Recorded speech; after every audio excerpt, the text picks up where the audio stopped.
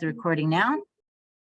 Okay, so welcome everybody to our workshop here at the Rec Innovation Lab. I'm not going to talk very long. You all know me. You've heard me long enough, and you all just like are probably sick of hearing from me. So I'll pass it over to Roya, who's going to introduce Ryan today. So take it away, Roya. All right, perfect. Thanks so much for joining us. We are super lucky today to have Ryan Johnson here to give this presentation. He's worked for the San Diego County Department of Environmental Health and Quality, Food and Housing Division for over 15 years. And prior to that, worked for San Bernardino County in their food program. He started his environmental health career as a temporary summer pool tech, finally working his way up to his current position as a division chief.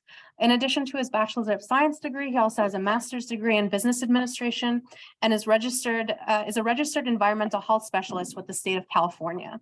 He is the San Diego County subject matter expert on home-based food businesses, which includes cottage food operations and micro enterprise home kitchen operations, focusing on program development and legislative analysis for these two programs. More recently, he spearheaded the efforts to develop the temporary MEHKO program efforts in San Diego County. So thank you, Ryan, for being here today and for providing this presentation and Q&A for all of us. I'm going to unmute mine if you can mute that one. Also stop video.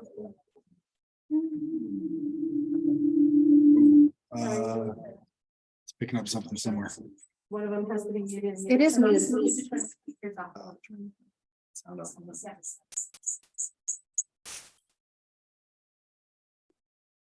That work? That better? Okay. Can everybody at home hear me okay? Or online? Anybody if you can just type in the chat, yes, I do. Perfect. Thank you, everybody. All right. So I've got a lot of programs to try to get through with all of you guys today. It's all of our smallest, easier startup programs. There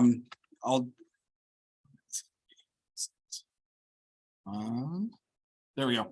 So temporary food facilities, mobile food facilities, catering operations, and then finally there's our last two home-based operations. That's our cottage food and MEHKOs. It's an open format. I kind of am just going to talk off of most of what I have on these slides. So if you have questions as we go, please let me know. Before I start, is there anybody that's already started a food business here in San Diego County? What kind have you started already? It's retail for granola. Okay, so working out of a storefront. No, I started as a fast food operation. Now I'm in Great. Okay. MEHKO. I have a MEHKO. You got a MEHKO. Great. I just talked to you. You're a caterer. Saw another hand. Yeah, I have my TFF, but I'm also in retail and food stores. Okay, so selling your product to them for them to sell off. Correct. Okay, so working with the state as a licensed wholesaler. Yeah, I'm Okay. just getting my wholesaling. Perfect. Also a TFF at like various community events since like 2018. Yeah, good. All right. Anybody else that I missed? Okay. I mean, sir, in the back, you look like you're in the food industry. You are strapped and ready to go. You got the thermometer ready. You are the person I'm used to working with. Caterer or working a kitchen? Good. So all of these offer different options and different variations. They've all got different startup costs, different startup requirements. But like I said, they're the lowest ones. I got somebody online sells empanadas from the home. La empanada, yeah, good. I'm gonna guess that's a MEHKO, Paula.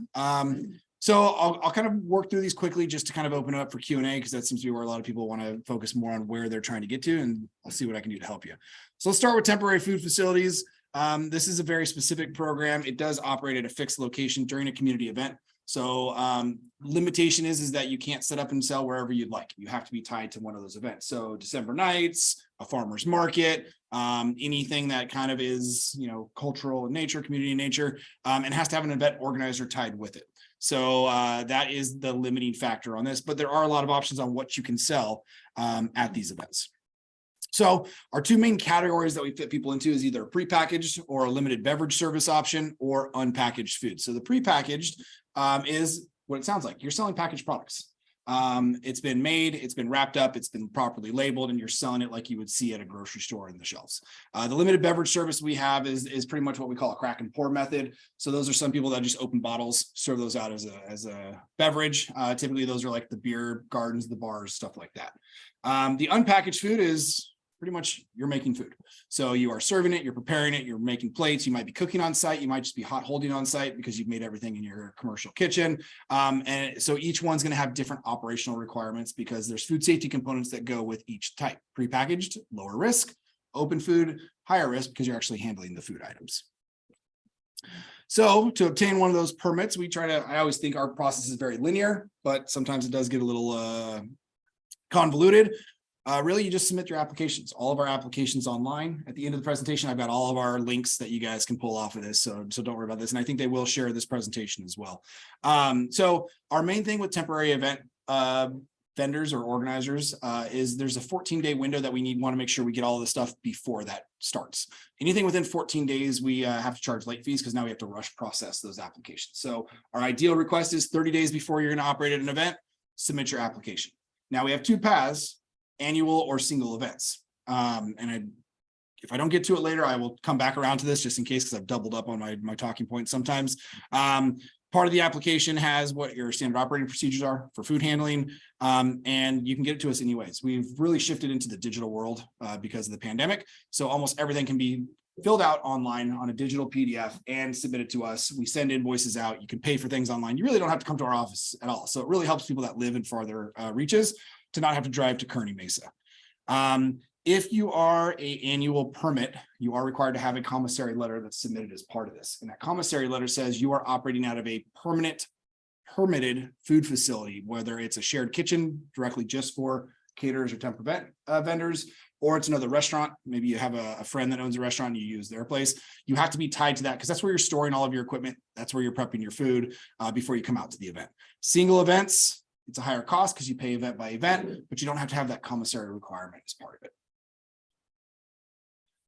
So I'll kind of go through these quickly. Some of the things that we look for temp events: demonstration of knowledge. So whether it's a food safety manager certificate, a food handler card, our other approved method means we're going to ask you questions at the event and hope you can answer simple food safety questions about how to wash your hands, how to hold your food at the proper temperature, how to clean your utensils and dishes.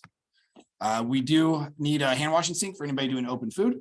And so our easiest setup is here in the picture. An igloo cooler with a little spout that you can lift up and let that water flow. Soap, paper towels, a bucket to catch it because you don't want all that wastewater draining all onto the ground. The water temperature is the part that most people are challenged with. Some people boil the water and then throw it in there and it stays 140 degrees for the entire event. And I always wonder how people will actually wash their hands. And you get the few that are like, oh, my hands are used to this. I wash dishes all day. And I'm like, please tell me how you dip your hands in 140 degree water. I tell everybody it should be about the temperature of a hot tub. It's 104 degrees. Actually, it works better for getting all the stuff off your hands, which is the whole point of it. Protection from contamination. This is really just making sure that your food's not exposed to anything that can contaminate it. And you're outside. Temporary events are usually outside. So you've got wind, dust, dirt, debris, flies, bugs, everything. So you've got to make sure you've got lids, containers. We'll talk about your booth enclosure here in a second. And then the approved source. So where is the food coming from? Food at a temp event cannot come from your home unless you're a cottage food operator. You have to work out of a commercial kitchen or cook it on site or buy your food at a grocery store, a wholesaler. Everything does have to come in from this country. We do have some events that bring in people from Mexico and they have to buy all their products when they get here. They can't bring stuff across the border to serve. So approved source is things that you can buy here locally. So our enclosures, these are an example of a good enclosure and a bad enclosure. And really, this is the protection from contamination. So if you see the nice little mesh net, you've got the overhead protection, little windows to pass your food through, something on the ground so all that dirt and stuff doesn't kick up every time you're walking around your kitchen. And then you've got the bad example, underneath trees, no overhead protection, stuff's falling in this food, right? And that's where we see it. Our job is to reduce risk when it comes to food service and make sure people don't get sick. And stuff falling in your food, great way to get sick. Operational requirements, just make sure your booth has the proper identification on it, really so we know who you are. It matches up with your permit because permits are non-transferable. So your permit matches your booth operation. You can't share it with your friends and cut the cost. And so here's our permit fees. I will let you know, we just are working through our cost recovery proposal with our board of supervisors. So these permit fees are going to be changing slightly starting in July. So if you're looking to get a permit for us, get your permits now. I will tell you the increase, we're only looking at about a 2% increase across the board. So it's not going to be a significant jump on a lot of these programs, but if you have an opportunity to take the lower price, it's good for a year. When you renew, you'll pay at the new price. Yes. So the annual starting from the date to the next year or only to the end of the year? It's from the month. So it's kind of like your car registration. You start in, what are we in May? It'll run until May of next year. So yeah, we don't do it from like, the only prorated permits we do as an annual basis are our mobile food program. They run January to December, but everything else is a calendar year from your start date to a year later. So you can see our prepackaged food, lowest cost for single events, $138. The unpackaged food's not much more. I mean, $237, but when you start to look at the annual permit differential, if you're going to work 3 events a year, you might as well get the annual. Otherwise you're just going to be spending more money on those extra permit fees. Now you do have that extra cost of that commissary. So you got to figure out where your balance is on how that's going to end up at the end of the year. And then if anybody is looking to do a swap meet operation, we do have a permit. It's site specific per each swap meet, but you're very limited on what you can sell at a swap meet. You can only sell prepackaged, shelf stable. We call it non-potentially hazardous food that can just sit out with no refrigeration or no heat. So that's our most limiting one. And you can only actually work, each location needs a separate permit. So remember I said that 14 days, we want to get everything in, because otherwise, if you don't, it's $179 that gets tacked on just as a penalty for us to have to rush process this. So you really want to make sure you get your stuff in on time, because we don't need the extra money. We're full cost recovery the way we set our permits up. It just impacts you guys more. So plan ahead. Don't give us extra money that we don't want. We want you to put that into your business instead. All right. That was my quick run through for temp events. Any questions? Yes. I don't know much about ghost kitchens. I just keep hearing about them. Or turning someone into like a chill space. Maybe the owner of the outfits it, and then the tenant moves in and split the cost. Do those kinds of kitchens have commissary letters? They could. So the way we look at it is a commissary letter is signed off by anybody that owns what we have under a health permit with us. So with a ghost kitchen, we permit those individual stalls. It depends on how the ghost kitchens are. Okay. The one that you're describing, I've seen a couple where each person has like their own little like slot. I like to think of Liberty Station as a open floor plan ghost kitchen in a sense, where everybody has their own little like booth niche, all self-contained. They've got their own equipment in there. That we permit that if they're doing a retail aspect, and then that could be a commissary. Now, the challenge you have is when you use a place for a commissary, they have to have extra space for you. And those ghost kitchen spaces are usually tailored just to fit that one operation. But there are some shared kitchens where it's a bigger open floor plan, and they have more racks that are set up to kind of have temporary vendors come in a little bit more. And so we call that a shared kitchen. But they certainly could. We look for, does it have a health permit with us? It does have the space to accommodate your extra overflow. Because it seems like, people kind of get together, like, on this kind of like, thing. And I'm thinking about going into one to cut costs on the commercial kitchen I'm in now. But I want to follow all the steps because I don't want no smoke from y'all. But I don't want to get into a situation to where the person that owns the building says, oh, we don't have that. We just, just come on in. We can do a little thing. I don't want to do that. Everybody for their own business is going to need their own type of health permit. So if somebody says, yeah, come on in, you can work without a permit, you should probably give us a call and we'll make sure we get you on the right path. But yeah, a lot of times somebody owns the building and they've built out these stalls. Either we've already approved each stall, or you bring in your equipment that you're kind of into the frame. Like they might have the gas hookups, the water lines and everything. So you go through our plan review process and you build your own little mini kitchen in there. Okay. And so you start with the plan review, we approve it, we issue you the permit for your space within the big building. So then that way that becomes your little retail spot. It's designed specifically for your business and you get the health permit for that. Yeah. And then you can use that as a commissary that kind of extends into other options sometimes too. So you can cater out of those permits, those type of places. Sometimes you can sell as like a retail, like no dining. It's like a retail food process. You just come and pick it up. Yeah, absolutely. Heard a question come out of this. So the Liberty Station is not a shared kitchen. I just, most people are familiar with it. So I kind of use it as like a visual of what we would do. Yeah. There's a place called Hollister Kitchens that's in San Diego. That is more of the model that she's referring to, where each one has their own little designated kitchen stall. So to speak. I think it's close to there. Yeah. My question. So I just moved from a shared kitchen to a kitchen like that, where I have my own space. And I still had to, in the first kitchen, they only gave me a commissary letter and I just had to pay for my TFF. Yes, But this time I had to pay for the plan check Yes. and for the health permit. yes. That's the. And that's what I was explaining to her, because that's now your own space. So Yeah. you get permitted. And so a plan review process comes into play with a lot of our catering permits, mobile food permits, and then our restaurant permits. In this case, can I be the commissary for another small business and share with them or no? Potentially, depends on how much extra space you have. Mm-hmm. So they need to be able to store their stuff in your space. And a lot of times that space is designed just to fit your things.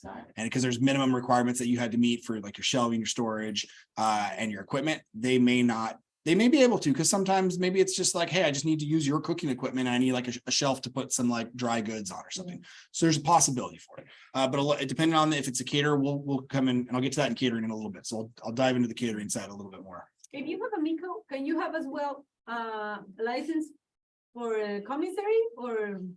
So you want to For example- operate your MEHKO, Uh-huh. and then you want to work out of a commissary to do another side business. For example, to be able to assist to a bigger.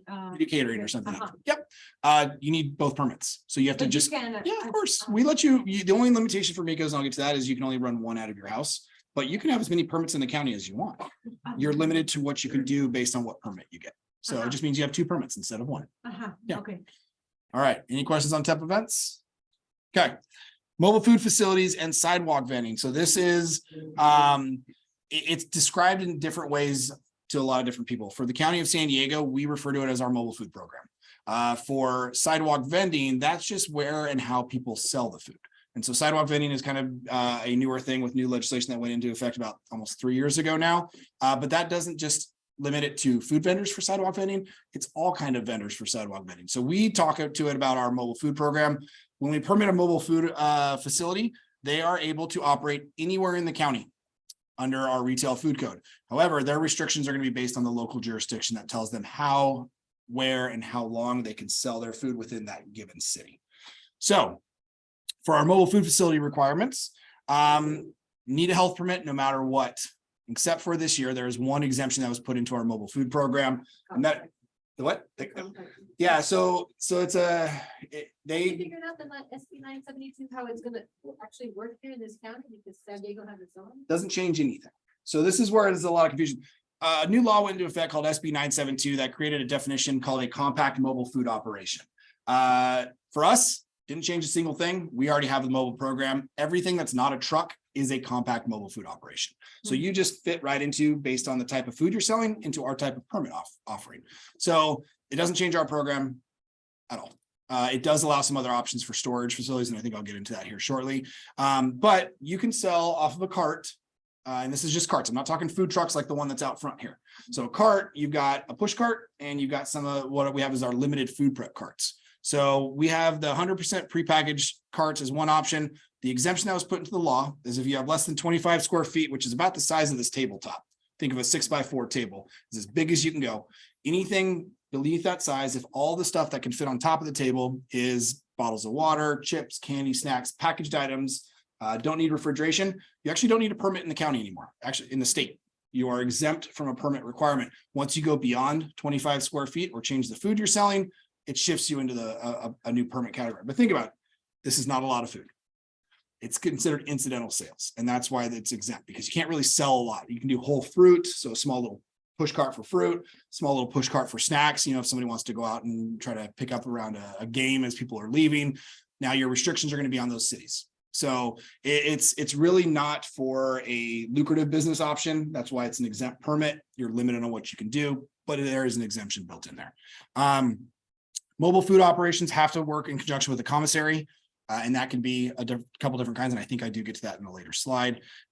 You may need a food safety manager certificate or food handler card based on what kind of food you sell. And it has to be sold from your mobile food facility. So the CMFO is changed the definition of what's considered mobile. We always thought it was a push cart, something with wheels, something you can move.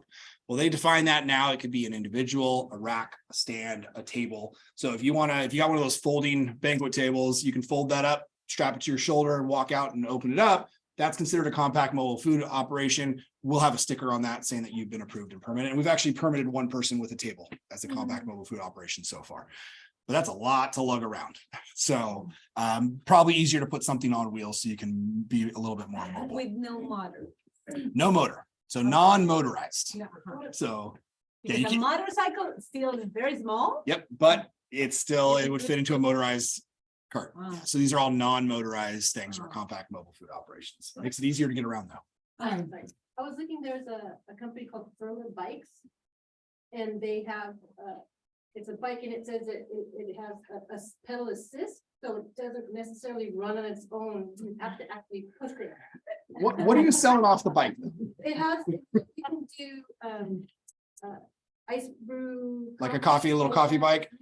I've seen a couple of them, but the problem you're gonna run into is your power source for that. It has to have either a generator or a propane tank, and they'll start to get bigger and heavier. You can't use dry ice on anything but an ice cream cart. No, it says it's a battery Operated. freezer that uses, It's a possibility. I'm not gonna say no. It'll go through our plan review process and they'll do the full gamut on it. I haven't seen any that we've approved, I think, as a bicycle cart yet. it's funny because it's actually a California company that sells it. Yeah, and so, but if they can get it approved in some county, the new law lets you say this template can work anywhere else in the counties too, so. They gotta find a county to approve it first, and then it'll be an easy go for every other county. I think there's a point of view that might have been be considered. It's just that it helps you to get farther. I know, That's it. makes you more mobile. Yeah, That's the whole point of it. it. You gotta go where your customers are as a mobile cart. They're not always coming to you. You gotta go and move yourself to find them. So that's a little bit sometimes a challenge. I mean, the trucks are the same, very limited on where you can park a truck, as well as the restaurant on wheels. Okay, so what is your cart type? Like I said, it's packaged or open, and let me give you kind of example. So our prepackaged push carts, this is the traditional kind of what it looks like. You see it mostly as ice cream carts, but you can also sell tamales in their wrapper. That our retail food code considers that prepackaged. So if you want to do tamales, as long as you're just handing them with the husk and you're handing them off their customers, and you got little prepackaged salsas, you're fine. Uncut produce is also considered prepackaged. Now we have our open food or beverage carts. We refer to this as limited food prep carts. And these are our coffee, hot dogs, churros, pretzels, shaved ice. There's restrictions on what you can do off of these carts. So that's where it's not as open season like you can on a food truck. You can do anything in a food truck as long as you got the equipment in there.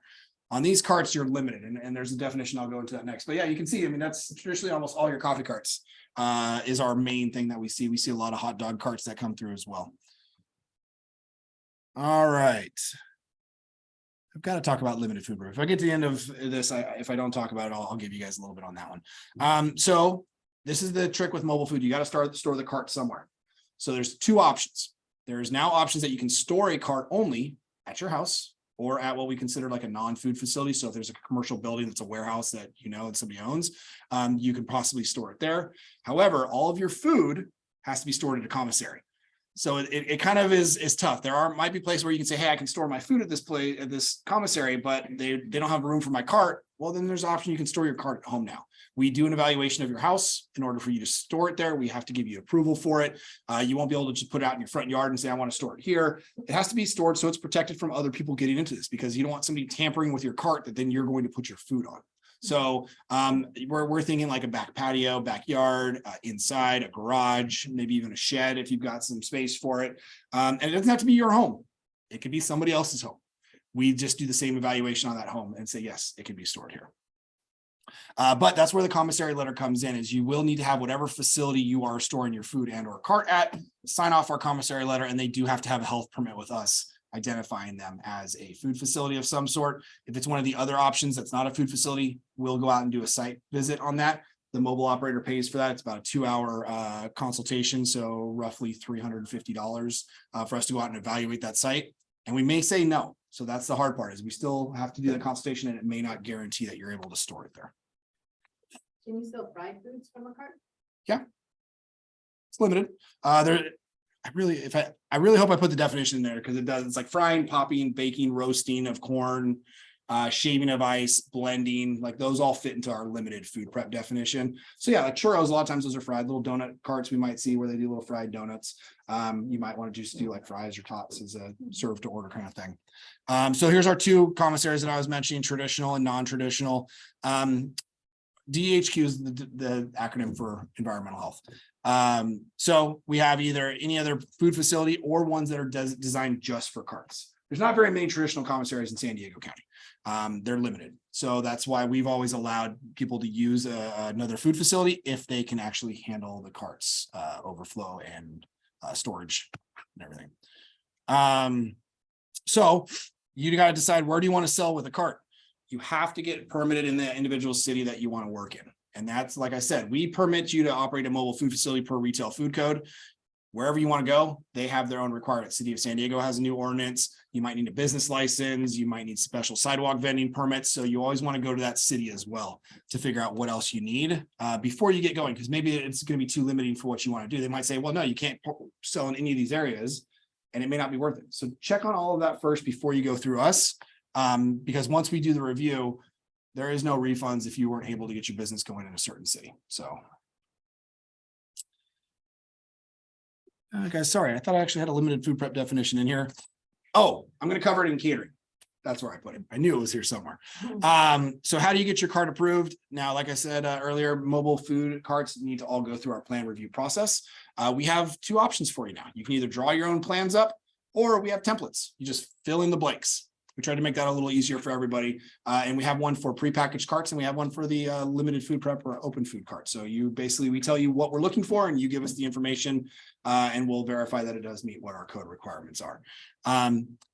I think that's a better option for people starting out, because I've never designed plans. I'm not a designer. Most of you seem to be more business oriented. Designing plans is challenging because you got to draw them to scale. You got to have every kind of view shown on them. So I like the fill in the blank option a little bit better, and it's cheaper. Takes us less time to review them, so it saves money for our customers. So there's a lot that needs to be submitted when you do this. Either the template or plans, the commissary agreement letter, the operational procedures, and a menu. The menu is to make sure we know what you're planning on selling that matches with the equipment that you use. All right, and so after that, when we approve your cart, you apply for health permit. Health permits are really easy to do. It's an application, usually your business license or seller's permit, valid photo ID, just to make sure that you are the owner. It's a photo ID. We're not asking for a driver's license here. We just need to make sure that your name is matching the person that wants to be the owner on this. Once it's reviewed, your health permit is going to be issued. You can go ahead and start selling. Here's the fees that we have for this. So like I said, we've got the plan submittal portion of it. So the carts are a little cheaper, a little over $100 of a savings on there. And then your annual fees are going to be differing between the prepackaged or the open food. And really that comes to with our inspection level. We have to spend more time with the open food because there's a lot more things we need to check on those. Daphne, I'm going to have a little link at the end of this for you to scan that will take you to our plan check page, more than likely. That'll have the little templates that you can download, but they are on our website. They're under our food program plan check, and you'll see mobile food facility, prepackaged or unpackaged cart templates. We also have one for ice cream trucks, but I focus on carts for these presentations. So Daphne, I hope that will help you. I apologize. Sorry that they got denied, but the template should help you out a little bit more. All right, catering. So for those of you that are interested in doing catering, you have a couple options. You have full service, you have direct sales. The host facility permit is really not what you guys would do as a caterer. It's what you partner with if you want to do direct sales catering. So how is catering defined? This is food service conducted by a permanent food facility where food is served or limited food preparation is conducted at a location other than its permitted location. So it's either part of a contracted offsite event or you're working with a host facility. So catering basically means somebody pre-orders your food, you go fill that order. Birthday parties, weddings, whatever it might be, special events for corporate functions. That's what you do for catering. Now, catering, though, is you can only do so much on site because, again, it's not a temp event where you have a little bit more options. It is restricted to limited food prep. Now, there's the two options of full service or direct sales. Direct sales is something that's a little newer. It came in maybe 2-3 years ago, and it allows you to step out of that normal catering function and operate like a temp event where, so say you wanted to work at a brewery. There's a ton here and you want to be a direct sales caterer at that brewery. You can just set up your table and instead of having a pre-made order for 50 people, you just bring enough food to feed whoever showed up at the brewery that day. You're selling it directly to them person by person.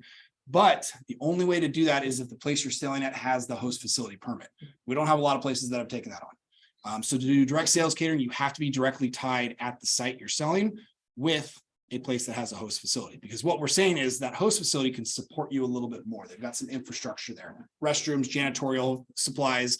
You're still limited on your what you can do for food prep and food service, but it does allow you to just sell to whoever shows up that day instead of having the pre-made order. So you can be both at the same time. You don't need 2 permits. However, in order to do the direct sales, we need to make sure that you've got that host facility tied to you, and that'll be part of our approval process. All right, so this is our host facilities: breweries, wineries, commercial buildings, other locations approved by us as the local enforcement agency. And then the limitation is that you can serve up to 4 hours in a 12-hour period. So can't sit out there all day. You got a 4-hour window. The reason for that is because 4 hours is tied to food safety, and things that are out of temperature for more than 4 hours has an increased risk of getting people sick. So that 4 hours helps us limit it and control. If there is anything that goes wrong out at that site, you have less risk of people getting sick from you serving if you were going to be out there all day and your food's at 50 degrees. All right. This is a lot. So this is limited food preparation. So for those of you ask what, yes. When you said 4 hour limit, does that include the prep start? Like you do the 2 hours? Set up to take down. Oh, 4 hours as direct sales only though. Catering doesn't have the same limitation. Direct sales has that as part of the code. Because catering, you're going to go out there and typically you're probably not serving for more than 4 hours when you do a catering event anyways. But for direct sales, because you can station there and you can get whoever's coming up to you, they put that cap on there for as a food safety control. So limited food prep: heat, fry, bake, roast, popcorn. I don't know why we didn't put that. It's a weird way to say it. You can make popcorn, shaved ice blend, steam or boil hot dogs, and assemble food. So assembling food is like you can make a sandwich, right? You've already got all the parts to it. You just put together sandwiches made. You can dispense and portion non-potentially hazardous food. You can slice and chop non-potentially hazardous food or produce. Everything's working on my end. I think that was just a TV. Uh-oh. There we go. TV just must have been overheating. Hopefully that will go away unless we want to start watching Netflix as part of this. You can cook to order beverages for immediate service, but no frozen milk. So that is basically allows you to be a coffee cart. Hot and cold holding you can do on a cart. You can portion food. You can reheat food. There are restrictions on what you can and can't do. At the last one, it says frozen milk products. So you can't slice and chop food unless it's on your cooking surface. You can't thaw food. You can't cool anything. I've never seen or heard anybody wanting to grind food on a cart, like you're making fresh burgers off of a steak. It's probably not going to happen. It's a big, messy process. Reheat your food for hot holding. There's a little bit of changes on this one for new laws. So actually, I think I need to update this a little bit more. But so you can see limited food prep, you're not going to be able to do a lot. And that's why we typically see these as like churro carts, hot dog carts, coffee carts, that sort of thing. But there are options. You can expand into it. You can get it to work into limited food prep as long as you're doing a lot of the pre-work at your commissary. So there's ways to expand it. The new law gives some more options to it, which is really good. And if you're looking to go down that path, our staff will be able to help you with your plan and your model. So this is our offsite catering events. So while you're doing this, these are all the things that you need to do. So it's very similar to what you do at a temp event, right? You're protecting the food. You're making sure you have enough utensils there. You don't do self-service like you would see, when you go to a buffet, you're not supposed to use the same plate. You don't do the same thing because whatever they're bringing to you has a chance to get into your food. So it's all about barriers, protecting your food, making sure nobody else can access it. It's your own control of the space. I won't go through all of these. It's a long list, but you guys can go back and look at these if you want. So as part of a catering, you can use open air barbecues or outdoor wood burning ovens. Those are fine. A lot of people bring that out as like a little trailer addition to their catering operation. And so for catering, this is what you would need to submit. We have our plan check application, and the reason for the plan check application is because we're going to go inspect your base of operations or your commissary as part of your catering business. So we're going to make sure that they have space to handle you storing your food and your equipment at whatever space you use for your commissary. Your standard operating procedures just basically lets us know how you're doing your business. How do you transport your food? What kind of food are you selling to make sure it fits under that limited food preparation definition? How are you controlling for your holding temperatures, whether it's hot or cold? How are you going to clean? Where are you doing your trash? Hand washing is always going to be our most important thing. How are you bringing your hand washing station out? The commissary agreement, that goes in line with us doing that inspection. They're going to sign off, basically giving you permission to use their permitted facility. We may look for equipment specification sheets, depending on what you're bringing out and how big it is. Again, your menu, your food safety certification, and then the log is just really keeping track of what you're doing and where you're doing it. It's for us for trace back. So if somebody calls and said, hey, I had this person come cater my business, 60 people got sick, the log will help us know, what did you serve? How many people did you serve? And it helps us try to problem solve it. So here's our catering fees. It's got the plan check component. So the office consultation is reviewing all of the paperwork. The field consultation is to go out and check the kitchen to make sure you can work there. And then if you are going to be building your own kitchen to cater out of, that's the big one. So don't panic on the $1,300 one. That's only if you're going to build your own catering kitchen yourself and not rent somebody else's. And so then our catering permit, $675, the host facility permit. So this is where it's hard. You got to find that host facility that's willing to pay their annual permit fee and go through their review process as well to get that permit. So if I did the plan check and I got approved for the kitchen, the Yep. permit. For your catering business, right? Well, I have the TFF, Okay. but I asked the inspector if I needed like an extra permit for the catering, and she said, no, if I'm approved, I don't need to do that. So I was like. So you got your permit as a temporary food facility as an annual, but did they inspect your kitchen, the kitchen for Yes, something? they did. So that's for your catering business. That should be your second permit. The temp event, if you're getting inspected at your commissary kitchen, you said you were doing catering as well. Yeah, That's the inspection is for the catering half, not for the temporary event half. oh, so the temporary, I already paid and got inspected at the event, so then I'm fine You're with fine. that too. Yep. So I have both. You got both now. So Okay. now you got to run them both. So you can run your temp event to go to the community events only, and your catering to fill the orders based on your catering and stuff. Yeah, yes.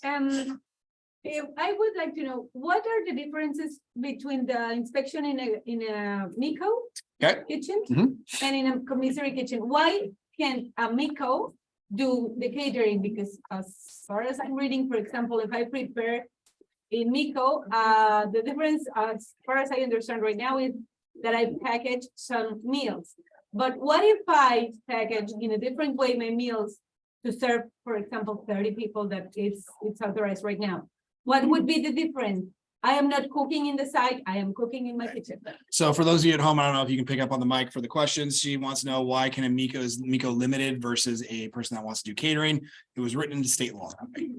Okay. That's really what That's it it. comes down to. State law was very specific on what you can do with each of these operations. So catering has very specific legislation requirements. Our temporary food program has its own section in our retail food code is what you can do out there. And MEHKO's is the same way. So those were just the allowances created with each of those programs as they went into state law. But if I grow into a commissary kitchen, Huh? the inspection will be like mostly the same steps that I about the same. already. We're looking for food safety. No.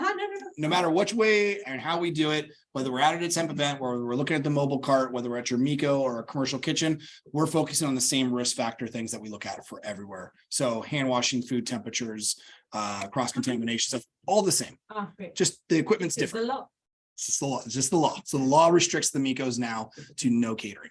And that's when we get to the MEHKOs, it's really because catering, you're gonna go through your entire allowance in like one event and that's it. So you just can't do the capacity you would want to do catering more frequently. Okay. And the other reason behind that, I'll jump in a little bit ahead. If you're dealing at a MEHKO, you're dealing with home equipment, not commercial equipment. Mhm. They're not made to support large volumes of food and food production. So if you make a massive amount of food in preparation for a catering event, your home refrigerator is not designed to cool that and hold that properly the way a big commercial refrigerator is. Okay. So that's the other challenge, is that you're limited by your equipment. And so commercial equipment is built to Mhm. rapidly cool, hold things, and deal with bulk food. Okay. Your home fridge we're hoping it stays at 40 degrees. Yeah. Okay. All right, last two. These are our home-based businesses. Yes. So MEHKO though cannot have commercial equipment? I'll get to that. Um, I'll touch on it a little bit. We'll come back. If I don't, ask me that question again when we get to MEHKO's about the commercial equipment. But I think I do cover it. So cottage food operations. This was the first home-based business option that came out in state law. Prior to this, Our job was really easy when people called and said, hey, I want to do this. Oh, where would you like to make your food? At home. That's not an option. So it was very cut and dry. Cottage Food opened the doors for small startup businesses out of a home. And because it was the first of its kind, it was very limited, and it stays limited to keep it within its state requirements. So you can produce and sell non-potentially hazardous food from your home kitchen. So non-potentially hazardous food, think of a grocery store on the shelves, not in the refrigeration case. That's considered non-potentially hazardous because it doesn't need refrigeration or a heat source to stop bacteria from growing. So your products need to be prepared, packaged, and labeled. You can sell it in two different ways: direct to your customers or indirectly through another business. So it's kind of like a wholesale process, but you're limited in the food product and the way it has to label. When you go into a commercial wholesaling manufacturing where you're making it in a commercial kitchen, you're packaging it, you're labeling it, those label requirements are set by the state. They're what you would see on any product on the shelves now. Cottage Food has very specific requirements just to its program. So you're identifying it was made in a home kitchen. You have certain permit information you have to put on there, what county you're making this in. So it does change those labeling requirements based on what you do. And it's limiting on the kind of foods that you can package and sell. So our Class A is a registration that allows for direct sales only. Our Class B is a actual permit, allows you to do direct and indirect sales. And indirect is, that's where if you can find another store, restaurant, anybody to pick up your product, they can resell it for you. So you sell it to them and then they take care of selling it to the end customer. There is a limitation. You can only have one full-time employee. That doesn't include family or household members. And it's an equivalent. So you can have a couple part-time people or multiple part-time people working for you.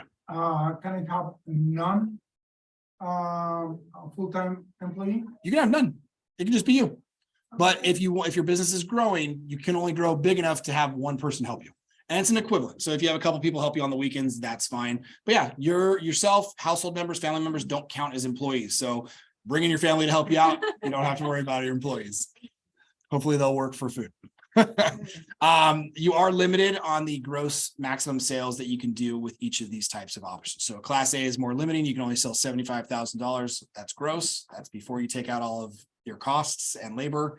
The other one, for Class B, gets you up to $150,000. So it could be lucrative, but your amount of products you can sell is extremely limited. So, you can only sell so much pastas, breads, cakes, and stuff. But if you got a good customer base, you can get up to $150,000 in gross sales, which honestly, I'm going to say that's a pretty decent business if you can get up there. They don't fall under the definition of a food facility. We put this in here because there are requirements that are created for food facilities, and it lets Cottage Food have a little bit more exemptions because you're working out of your home. So restrictions for this, it has to be done inside your Cottage Food kitchen. You cannot have any outdoor ovens, any outdoor grills, any outdoor setups. There are some people that want to do coffee roasting, and they would have I've seen these big roasters. They have big propane tanks that hook up to them. You can't put that in your backyard. You've got to operate everything out of your house. So I've seen some people that just run hoses through like their back door and have the propane tanks outside. I mean, it's a fire hazard because you don't want to blow up your house, but everything has to be inside. So if people want to do baking bread, you got to do it out of your own oven. So it's really limited. You can't have bigger stuff. This is the challenge. You've got to separate your Cottage Food operation work from your home-based stuff. I don't know how many of you have kids. I have kids and pets. They get into everything. So when you're making food and think about it as like a commercial restaurant, you're in the back kitchen, kids aren't running through the back kitchen, pets aren't going back there. So you got to be able to separate those out while you're doing your work, which is challenging. Same goes for your food. Your food has to be separated out. So you got to have extra space. You don't want your kids going in and starting drinking out of your containers or picking into the food because they're hungry for a snack. And you're like, wait, no, that's to be packaged up. So you've got to have a clear delineation of how you store your food so you're not getting into that cross contamination. The smoking and eating, I mean, that goes for every kind of food facility. We don't want to deal with that because you're getting stuff close to your mouth and your face and you're going back to handling your food. So here's our Class A's and B's. I kind of already explained it, but direct sales, that's like straight from your home where people pick it up. You can go to bake sales, food swaps, bazaars. Class A's and Class B's can go sell it at temporary events. So this is where you kind of get a little bit of an extra bonus for being a Cottage Food operator is you can go work at a temporary event as a Cottage Food operation. As long as you're selling your packaged food, you don't need a temporary event permit. If you start to open your food to give open samples, you need the temporary food facility permit because now you shift into the requirements for handling open food. So some people will package individual samples with their labels on them and just hand those out. It saves you extra permit costs. I've seen a couple Cottage Food operators that go out and do temp events and they'll just have their packaged stuff out on the table.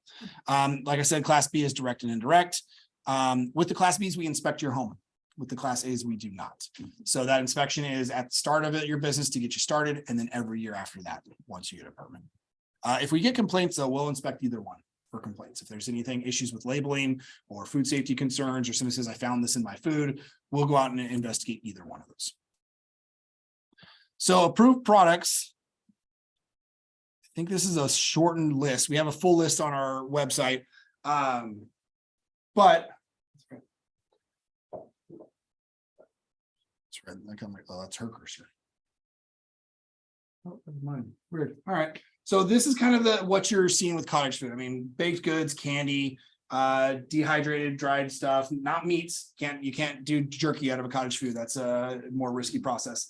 Your frostings that you're using can't contain eggs, cream, or cream cheese. So all the really good stuff you can't make to make the cakes or cupcakes. Jams, jellies, and butters. That's kind of what we've seen that most people do. Nut mixes. So you can repackage other stuff. People will do teas sometimes where they'll buy tea in a bulk and they'll make their own little kind of proprietary blends. So either you have a made in a home kitchen on your label or a repackaged in a home kitchen on your label, depending on what you're doing. Are sauces considered? Sauces or not. So that was the other challenge that a lot of people have. I think you can do like a chocolate sauce, might be the only thing in the expanded list, but people want to do like barbecue sauces, pasta sauces. You can't do those out of a cottage food Sweet operation. chili sauce, even Yep. if it's lots of vinegar? Even if it's lots of vinegar. The only thing you can do with vinegars infused is the vinegars and mustards. It's like a fruit infused vinegar. So you could probably do like a strawberry vinaigrette, like a salad dressing. But that's also limited on the kind of fruits you can use in those vinegars as well. So that's why it's extremely limited. A lot of times we got people like, I want to make this, doesn't qualify. Got to find another option. And that's where the people have to shift into those commercial kitchens to just make the packaged product through the state licensing program. So our application process with this is you need to get a business license or home occupation permit from the city you live in. Some cities require you to get our permit first or registration first. We typically will say you need to go to the city before you come to us. Now, we do have a list on our application packet that will tell you nicely what cities require you to come to us first and which ones you need to go to them first. You give us a sample of your labels for your products you're going to sell, up to 10. That's all we're asking for. If you're in a rural area and you have a private well, we ask you to send us your well water testing results to make sure that your well water is drinkable. We call it potable water. There's standards that need to be done for any food facility operation. Lots of options for food handler training. And our turnaround time for these, we try to stick it within 10 days to review your application. So we're trying to turn this over faster so you can start your business. But if we have a high influx, it's going to take a little longer than that, 10 days. So like I said, there's very specific labeling requirements that go with cottage food. There are 9 things on here that you need to include on every single product. Name of your company, address. This is what a lot of people had a problem with, is it's your home address. People didn't want to have that out there on their product, but that's also your business address too. So people kind of have to make the decision, do you want to do it or not? All of our permit information is public record, so people can always get any ownership information from us on a public records request. List of ingredients, list of allergens, net weight, your registration or permit number, and the name of the county. Nutritional labeling, only as if people want to make a nutritional claim, and these are all the words that they use: free, low, reduced, fewer, higher, less. Gluten-free, guys, it requires a nutritional label because you are using the words free. So we try to stick to telling people, find a different way to say it that doesn't include one of those, because those are specifically outlined in the law that says you have to have a nutritional panel on it. If you're labeling it as organic or trying to list your ingredients as organic, it has to go through a USDA certification to call it an organic product. So we also try to tell people, I know if you want to sell it as organic, you need another step from the state licensing to call it an organic product, because they have specific requirements you have to meet for that. So, Yes. so if you don't want to claim that it's low in sugar. Yep. That's okay. That's okay. Need, an additional Once you say low sugar, you need your nutritional panel to show exactly what the sugar content is going to be and everything else that goes with it per serving. Yeah. So just like you would see when you turn over any other package, you have to create that. I know there's some websites out there that'll help you do it. Once you plug in all your numbers, it'll probably kick that out. It's easier to stay away from making the claim for low in sugar. So these are some examples of how your labels can look. You can do a single label or you can do a split label. Really, we call this the primary panel. That's what your customers see first. And the important part of it is to say it's made in a home kitchen. That has to be in a specific size font to make sure it's easily readable. You're basically identifying to the consumer where they got the product from, because maybe I bought it and I want to give it to somebody else. They need to be able to know that it was made in a home. Can I make a quick announcement? Yeah. Okay, so we have another workshop starting in about 4 minutes. Oh, man. Yeah, Right. I know. But the nice thing is we can keep the room here. We'll go ahead and we're gonna have to unfortunately wrap it up a little bit early on Zoom. Okay. We can go into a breakout room if you need a little more time. Would you? I've got one more. I got the MEHKOs to talk about and then Q&A.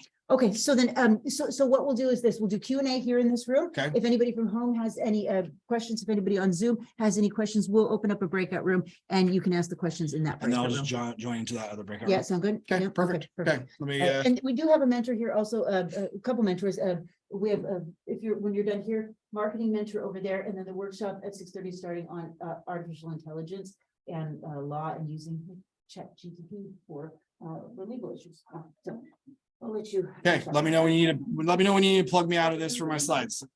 Okay, so I already kind of touched on this. Prepackaged food, you don't need a temp event permit. Open food, you do. So if you want to expand, you'll just need to go through the temp event program that I provided earlier. Costs for this is a little bit different. We have initial and renewal costs. This is the only one of the only 2 programs that we have where you pay a little bit more upfront for us to do all the upfront review. And then the renewal cost is a little bit lower because we've already approved all of your information. And then that either includes just the processing of your registration or the home inspection for the class Bs, which is why it's a little bit lower. All right, last one, MEHKOs. I have no idea how many slides I have left, but I know I'm really close. So micro enterprise home kitchen operations. I call them a MEHKO. Really, it's a home, apartment, condo based restaurant.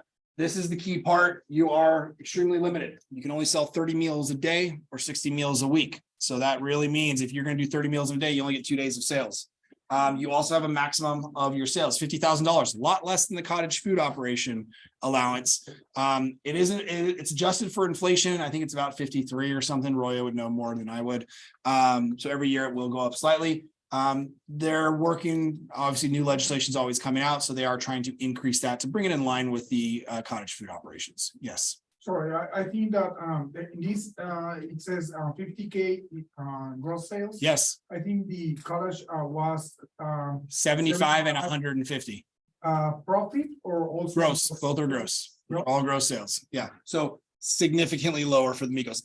It's not actually approved statewide. So that's why MEHKOs is a little different. A county has to buy into a program. San Diego is currently halfway through a 2-year temporary program. So it's not even a permanent program here in San Diego. There's only about 8 counties in the entire state that have a MEHKO program right now. So you can have dine-in, pickup, or delivery options. So really just think of it as a restaurant out of your home. So you can only have 1 per residence. If you have an ADU, that's an accessory dwelling unit, if somebody lives in that, they can run their own, but you cannot run 2 MEHKOs if you have 2 different properties. You are 1 on a property. Same thing with cottage food, 1 full-time equivalent employee. We already talked about the maximum sales there. The other limitations, you can't operate as a cottage food and a MEHKO. You got to pick 1 home-based business operation or the other. You cannot be a caterer. It's just written into state law. You can't operate as a temporary event vendor out of your home. If you want to be a temporary event vendor, you have to pull and do that program completely separate. So nothing can be tied to your house for your temporary event business. Same for the mobile food. There might be the option for some changes to the mobile food program, but there's nothing that's approved now in San Diego County, so I won't spend too much time on it. MEHKOs, you can't sell to other food facilities. You can't use your home kitchen as a commissary unless there's some changes with our program here, but that is still going to be a couple years out. Yes. All right, so. can we Pause and move it- shift? Yeah, can we move into a breakout room? Yeah, Are you sure. cool with that? Okay, Okay, it's a good spot. so, yeah, good spot to kind of take a little break. We're gonna move into a breakout room for the Q&A, we're at Q&A time. I've got like About it. 4 slides. Okay. You want me to just finish the slides? Yeah, really go quick? ahead. Well, I'll put you in the breakout room. You can finish the slides in there. Perfect. Just, All right, so stop sharing then. Yeah, we'll stop sharing. And then if you guys are, if anybody is here for, oh, they can't hear me, can they? Or is They can hear me on mine. So. Okay, hi, everyone. So if anybody is here for the. I'll stand on my 2 videos. For the AI workshop, we're going to be starting that here in just a couple minutes. Stay in this room. If you want to catch the tail end of this workshop, we're going to go ahead and we have them open right now, breakout rooms. You can just let yourself into breakout room number 1. And Angela, I think you can probably hear me, Angela. Will you go ahead and put Ryan into breakout room 1? Good. Okay, so we're gonna put you in there right now. Will it Okay, good. automatically shift me? Yeah, you'll hear a little. I'll stay with you until that All happens. right. Oh, wait, is it not open? Where do you want you to go? Oh, I thought you got a thumbs up from here. I'm just gonna open them myself.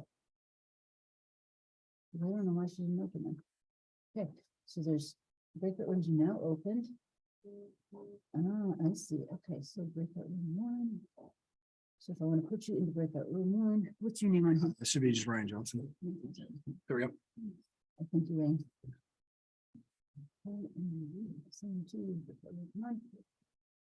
Anybody else need me to put them into breakout room 1?